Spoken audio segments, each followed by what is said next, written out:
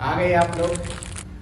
अब जरा यहां तक आ ही गए हैं तो मेरी बात जरा गौर से सुनिए। हम लोग एक केस के बारे में बात कर रहे थे। केस का नाम क्या था? इंदिरा साहनी एवं अन्य बनाम भारत सरकार मामला।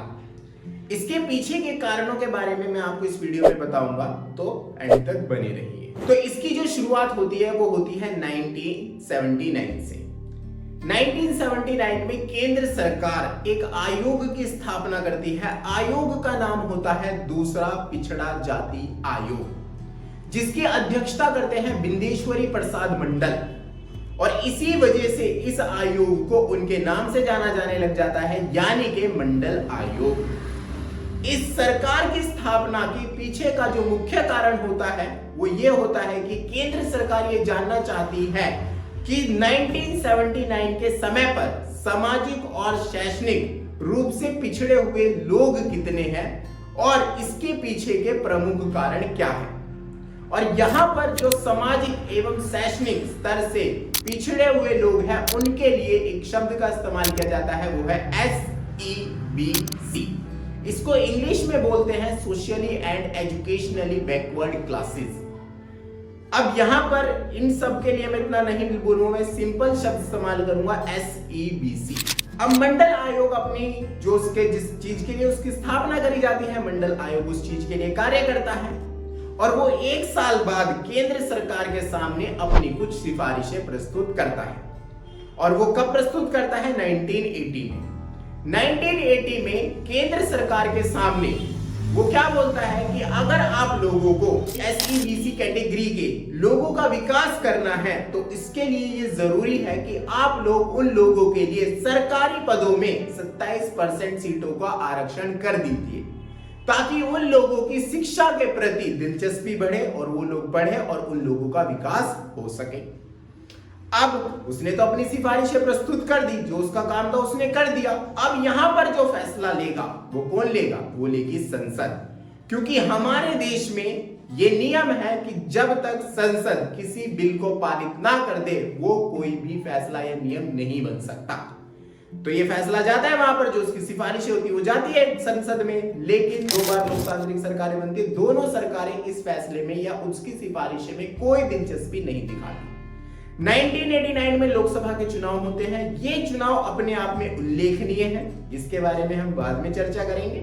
यहां पर एक पार्टी होती है, पार्टी का नाम होता है जनता दल, और उस पार्टी के जो अध्यक्ष होते हैं या जो उसके महत्वपूर्ण नेता होते हैं उसका नाम होता है वीपी शंडसा। वीपी शंडसा अपने चुनाव अभियान के दौरान जनता से वादा करते हैं कि अगर उनकी सरकार बनी तो वो मंडल आयोग द्वारा दी गई सिफारिशों को लागू कर देंगे। अब उसके चुनाव अभियान में जब ये बात सामने आती है तो जो SEBC की कैटेगरी के लोग होते हैं वो जमकर उन्हें मतदान करते हैं और 1989 के चुनावों में जो जनता दल होती है उनकी सरकार बन जाती है और जो वीपी शंडसा होते हैं वो देश के प्रधानमंत्री बनते हैं। अब जैसा उन्होंने वादा किया, उन्होंने राष्ट्रपति के भाषण में ही ये बात बोल दी कि हाँ ये नियम आएगा। अब सरकार एक बिल पास करती है, मतलब संसद में इस चीज के ऊपर निर्णय होती है, संसद में उन्हीं के बंदे होते तो बिल पास हो जाता है। नियम आता है 13 अगस्त 1990, जिसको किस नाम से जाना जाता है? कार्यालय ज्ञापन। अब ये कार्यालय ज्ञापन जब आता है तो ये विवाद का एक मुख्य कारण बनता है और इस चीज को लेकर कई महीनों तक क्या होते हैं? विवाद होते हैं। अब जो इसके समर्थन में लोग होते हैं वो तो कुछ दिक्कत नहीं भाई, उनके लिए तो फायदा है। लेकिन जो इसके विपक्ष में होते हैं यानी कि जनरल कैटेगरी के लोग, उन लोगों का सीधा सीधा मानना ये होता है कि भाई ये जो नियम बनाए हैं सरकार ने ये अवैध है और इसकी वजह से उन लोगों के लिए हजारों पद जो होंगे वो उनसे छीन लिए जाएंगे और इसी वजह से वो इसका विरोध करते हैं। और ये मामला कहां पर पहुंचता है? सर्वोच्च न्यायालय में।